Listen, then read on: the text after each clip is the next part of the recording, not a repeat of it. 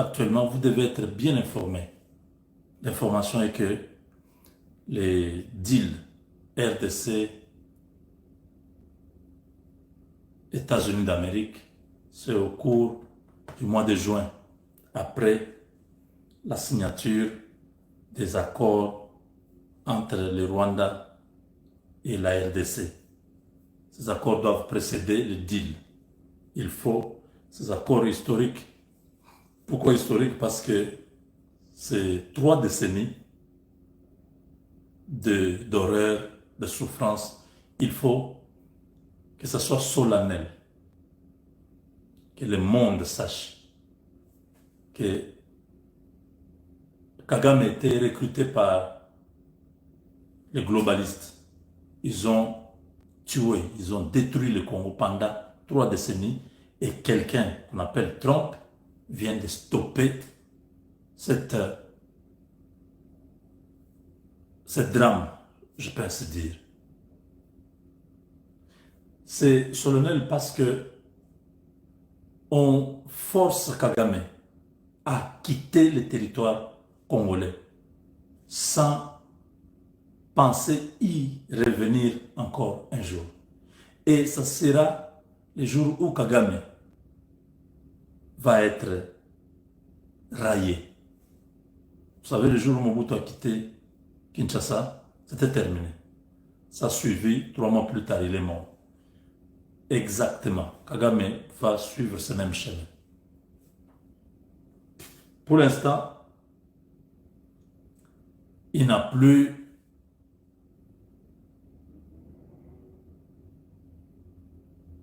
de stratégie ou de formule parce qu'il est buté à un roc. Trump, c'est un type très bizarre. Pour les Américains eux-mêmes, il a tellement changé les équilibres qu'en Amérique, personne ne veut l'affronter. Il fait les choses de sa manière. Il est là, il a la majorité de la population. Oui, Trump est soutenu par les Américains. Les Américains blancs, noirs, évangéliques, tout ça. Il a le soutien populaire. Alors, tout ce qu'il amène comme réforme, la population accepte. Il n'y a pas de gens qui refusent. Vous voyez? Ce qui fait que, même si Kagame avait du soutien aux États-Unis, il a des puissants. Les milliardaires sont là. Mais ces milliardaires, Trump ne les considère pas. Ils ne s'entendent pas. Trump est en train de menacer tous ces gens. Et c'est en ce moment où il est là que Dieu arrange pour que la guerre se termine. On se débarrasse de Kagame. Même si Trump n'est plus là, l'affaire du Congo là est déjà réglée. Les équipements militaires sont en phase d'être déployés en RDC. Les drones, les hélicoptères, les avions de chasse, les systèmes de défense du pays. Il y a déjà des radars américains, oui, qui sont en train de travailler, les satellites qui sont en train de travailler, et des experts de la CIA qui sont très actifs depuis la fin du mois de mars. Je vous ai parlé de ces choses-là depuis hier. Quand vous planifiez vos choses, je m'adresse à ceux qui sont à Goma, Kabila et tous les consorts là. Quand vous planifiez vos choses, ne voyez pas Tshisekedi. Voyez l'Amérique autour de Tshisekedi. Donc pour l'atteindre, il faut passer par les Américains. Vous avez compris? Je viens de donner la formule dans la première partie de mon émission. La formule, c'est les peuples, les ressources et les Américains. Ça devient très compliqué. J'ai illustré ça dans une formule mathématiques. C'est tout ce qui est comme problème. La RDC a un grand potentiel démographique. Donc, la population, c'est la première force, c'est le premier capital que Dieu a donné à l'humanité. Plus vous êtes nombreux, plus vous êtes riches. Est-ce que vous comprenez? Notre population est sous-évaluée et sous-utilisée. Parce qu'il n'y a rien à faire. Mais avec cet accord qui vient pour les minéraux, vous mettez les peuples là. C'est une explosion. Donc nous avons une grande population qui est en pleine croissance, une population jeune. Nous avons des ressources multiples et nous avons la superpuissance avec nous. Cette combinaison est dangereuse pour tout le monde. Les gens ont peur. Félix doit, maintenant, là, le président Tshisekedi est hyper sécurisé. Parce que les gens, les Macron et les autres sont en train de miser sur son assassinat. Ils rêvent que cela peut se faire. Ça ne se fera pas. Ils veulent empêcher la signature de cet accord. Mais le deal est là. Le deal est déjà... Le deal, ce n'est pas nous. C'est les Américains qui présentent le deal. Nous avons les minéraux, nous ne savons rien faire avec.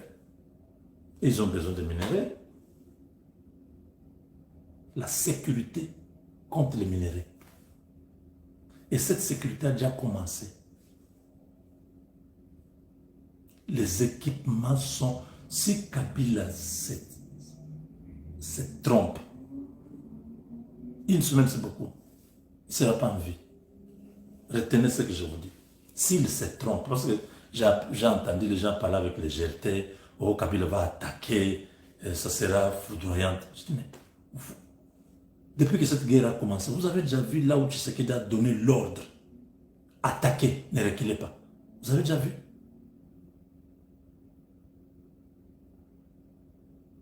On n'a jamais donné l'ordre d'attaquer.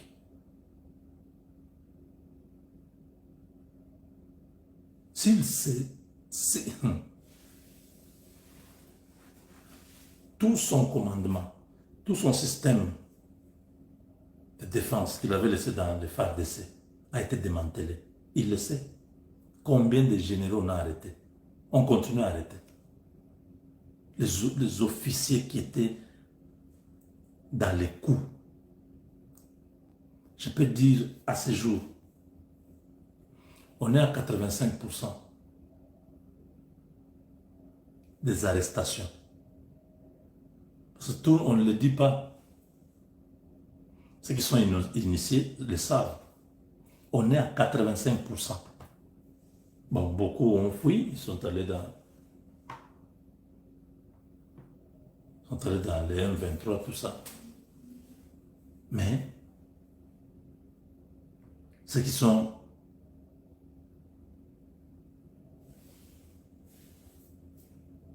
restés, qui étaient en train de faire en sorte de prendre la capitale, beaucoup ont été déjà pris. Je ne sais pas si vous comprenez.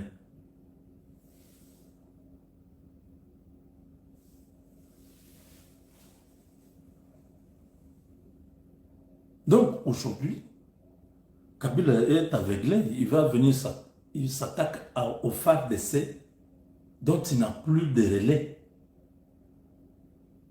Il sera foudroyé, broyé. S'il est vraiment sûr qu'il est venu à Goma pour faire la guerre totale, parce que je vois même les opposants, comment on dit?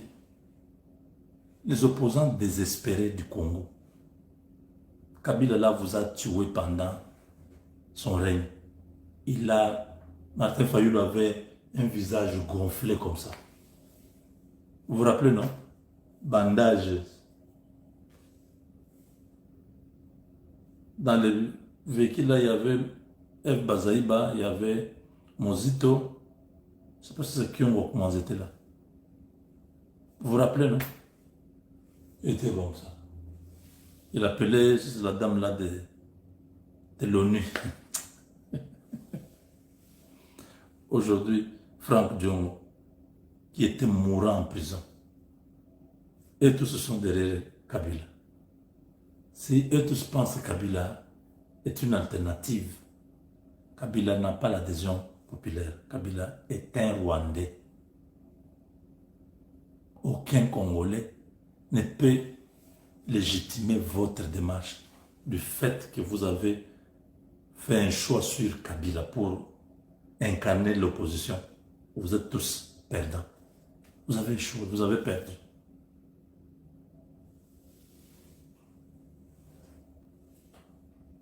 Parce que Kabila est surveillé maintenant. Ils ne veulent pas le menacer, lui dire n'entre pas, ne fais pas ceci. Non, non, les Américains ne disent pas ça. Ils ont déjà filé beaucoup de matériel. Et il y a même des officiers qui ont été formés à utiliser ça. Si Kabila se sent vraiment que celui qui porte maintenant l'étendard de la rébellion, il va mourir. Les Américains, vous connaissez l'histoire, non? Tous ceux qui ont marché là où il y avait les intérêts américains, ils ont été effacés. Ils ont été effacés. Pour les Américains, Kabila, c'est qui? Il représente quoi? Et ils ont besoin du Congo, un Congo stable, un Congo en paix, pour que leurs entreprises viennent. Les Américains ne viendront pas avec un Congo, une partie du Congo occupée. Ça n'existe pas. On dit non, ils sont venus, ils vont faire la guerre. Tu dis, mais ces gens rêvent de comment? Ils pensent que c'est quand l'Amérique était avec Kagame ou comment? L'Amérique de Trump a dit au monde entier, à chaque président qui vient à la Maison Blanche, il répète cette histoire de la RDC. Vous pensez quoi? Ils parlent de la guerre entre la RDC et le Rwanda. Ils ne reconnaissent même pas votre petit mouvement là. Maintenant là que les matériels sont là. Maintenant là que vous n'avez plus de relais dans l'armée, donc les traîtres là qui étaient dans l'armée, on les a presque tous arrêtés. Maintenant là qu'il y a la restructuration. C'est pourquoi nous demandons au président, monsieur le président, donnez à Luboya l'armée, donnez à Luboya les commandements de l'armée, nommez les chefs d'état-major général qui commande cette armée. Parce que sa présence seulement à la tête de l'armée, c'est une source aussi d'énergie, de motivation, de bravoure. Parce que c'est un homme brave. Tous les Congolais, tous les militaires congolais vont se sentir davantage commandés. Donnez-lui le commandement de toute l'armée, qu'ils mettent en branle sa vision, sa politique de défense. Et on déloge ces individus de Goma, de Bukavu et de tous les environs. Celui qui est là, il dort. Il ne peut pas affronter. Il ne peut pas. Le Boya va défier tous ces gens. Dans moins d'une semaine, il n'y aura rien là-bas. Parce que maintenant, ce sera des jeunes militaires qui seront déployés partout. Tous les vieux militaires là, tous les généraux là nous ont déçus. On n'a plus besoin de... Nous avons demandé, monsieur le président, mettez-nous les capitaines, les majors, les lieutenants, qu'ils soient des responsables des unités, des bataillons. Oui, qu'ils commandent les opérations. Ne nous mettez plus les généraux en brousse là-bas. Que ces généraux-là, le jouisseur, restent à Kinshasa pour l'administration et tout ça. Mais les commandements, les opérations, mettez-nous les jeunes. Tous ces jeunes que nous avons vus depuis 3 ou 4 ans, qui ont été en Israël, qui ont été au Cambodge, qui qui ont été en Roumanie, qui ont été formés à gauche, à droite. Il y en a qui sont officiers. Vous avez déjà élevé certains, donnez-leur le commandement. Vous verrez. Donc nous, maintenant là, on n'est plus dans ces histoires de rêver. L'accord avec le Rwanda, c'est le 15. La semaine prochaine, les experts seront à Washington. Les experts des deux pays seront à Washington pour finir avec les ministres des Affaires étrangères. Ils vont être là la semaine qui va suivre. Ce sont les présidents qui seront là. Dès que cet accord est signé, les Américains vont maintenant signer avec la RDC le deal du siècle. Le deal qui restera comme le plan Marshall que vous avez entendu après la Deuxième Guerre mondiale. C'est un deal que l'Europe et l'Amérique avaient signé. L'Europe était en ruine. Des familles entières dormaient dehors, dans le froid. Les câbles électriques coupés. Les ponts coupés. Des maisons dévastées par des bombardements. Il n'y avait rien en Europe. L'Amérique a sorti le plan Marshall. Ce plan-là, c'était pour reconstruire l'Europe. Ils ont passé un marché. C'est ça que nous allons avoir. Nous avons souffert de guerres, tout ça. Maintenant, on dit, ok, nous avons nos ressources, donnez-nous la paix. C'est un accord qui va sortir le peuple du gouffre là où nous sommes. Sans le travail, le peu qui est là, les gens vont continuer à se battre. Mais quand il y aura du travail pour tout le monde, ce sera facile pour tout le monde aussi. Vous verrez que certains comportements que nous vivons ici ne pourront plus exister. C'est pourquoi nous insistons. Vous savez, l'avantage, c'est que le deal arrive, il y a beaucoup de Congolais qui sont américains. Je crois que chaque fois que nous parlons, tout le monde prend conscience. Nous serons là, comme les pionniers qui vont accompagner ce deal. Tous mes frères qui êtes aux États-Unis, vous avez étudié aux États-Unis, vous avez des enfants qui ont étudié aux États-Unis. Il est temps de se préparer maintenant pour que nous puissions nous organiser, que nous puissions être la première ressource que les Américains vont trouver disponible au Congo.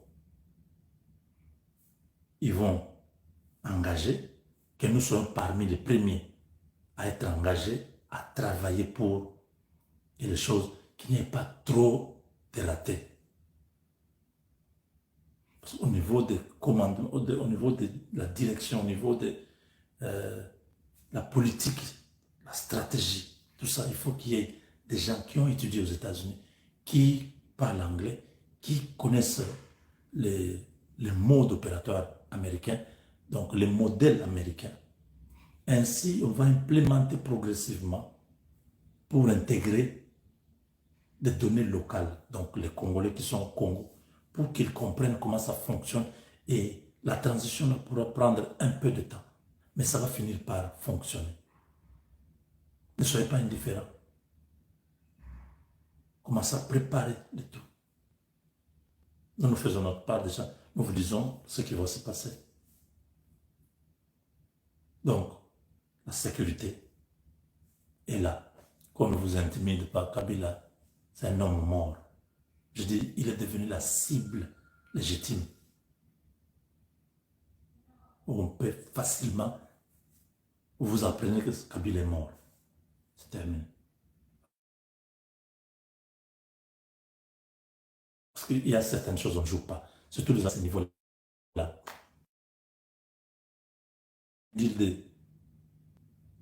30 000 milliards. Un pays qui a 30 000 milliards.